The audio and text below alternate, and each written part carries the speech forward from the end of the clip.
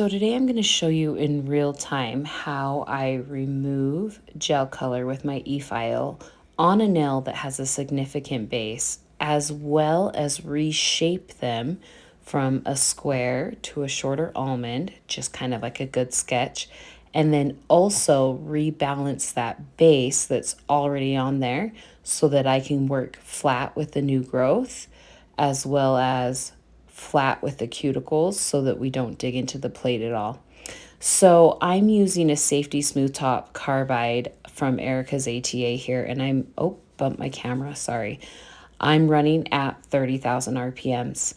Carbides tend to cut more like butter at higher speeds.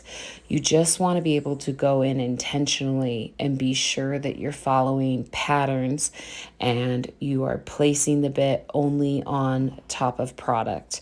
If you want to have more extensive education on this gel color removal, I have an online class on my website, hdhhub.com, where I walk you through each of the patterns, but this will give you a great idea here.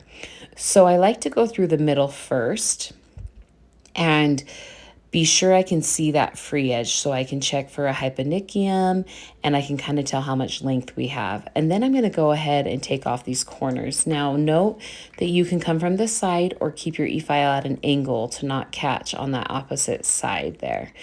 And then I'm going to go ahead and remove the rest of the color.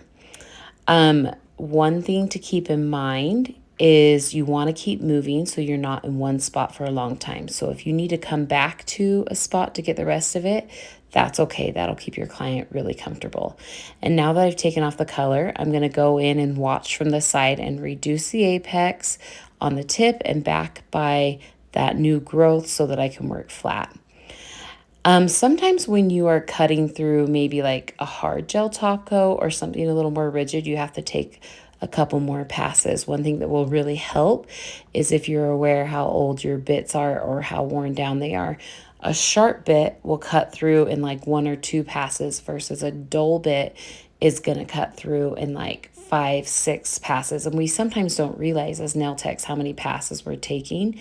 And all that equates to is possible damage to your client, longer time in your services, and then way more wear and tear on your own body. Oh, I'm also taking away any lifting that's happening here. So it's kind of like a whole bunch of things done with one bit to be able to go in and refine the shape, prep the new growth, do the cuticles, and then reapply product. This is a structured gel mani, by the way, but you can do the same thing over a hard gel, an acrylic, a polygel, acrogel, and a soft gel tip, which is going to be coming up hopefully in another class I'll be offering here soon. So again, I'm going to take the corners down. I'm keeping my e-file at an angle, and you can even come from the side there.